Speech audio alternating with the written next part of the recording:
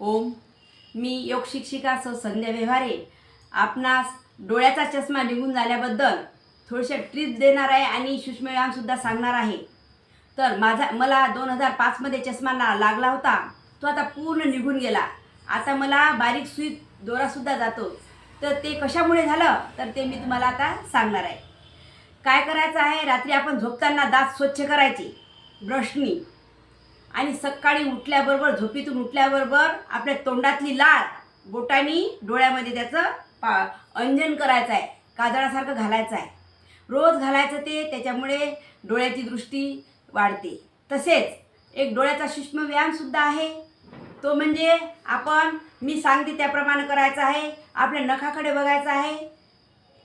1 2 3 4 5. 5ला पूर्ण मान सरळ ठेवायची, बुबुळ तिरपं ठेवायचा. परत त्याच गतीनं रिटर्न यायचं आहे. 5 4 3 2 1. आता दुसरा हात घ्यायचा, नुसतं बुबुळ फिरवायचे, मान सरळ ठेवायचे आहे. 1 2 3 4 5. 5ला थोडा वेळ ताण द्यायचा म्हणजे बुबुळाला ताण मिळतो.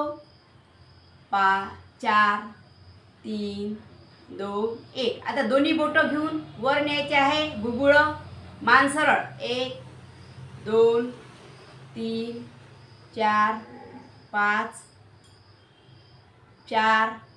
खाली यायचं आहे. 3 2 1. खाली खाली खाली. आणि साईडला क्लॉकवाईज अँटी क्लॉकवाईज मुही करायची आहे बुबुळाची. याच्यामुळे बुबुळाचा व्यायाम होतो आणि आपली चष्मा निघून जातो. अधिक एक असा उपाय आहे, सकाळी उठल्याबरोबर आपण जेव्हा ब्रश करतो आणि तोंडामध्ये पाणी घ्यायचं आणि पाणी तोंडामध्ये ठेवून डोळ्यावर थंड पाणी शिपडायचं म्हणजे डोळ्यांच्या बुबुळाला व्यायाम मिळतो. हा सुद्धा एक उपाय आहे. हे 3-4 उपाय केले आणि रोज आवळा ज्यूस घेतला की तुमचा समूळ चष्मा नष्ट होईल. मला 2005मध्ये चष्मा लागला होता.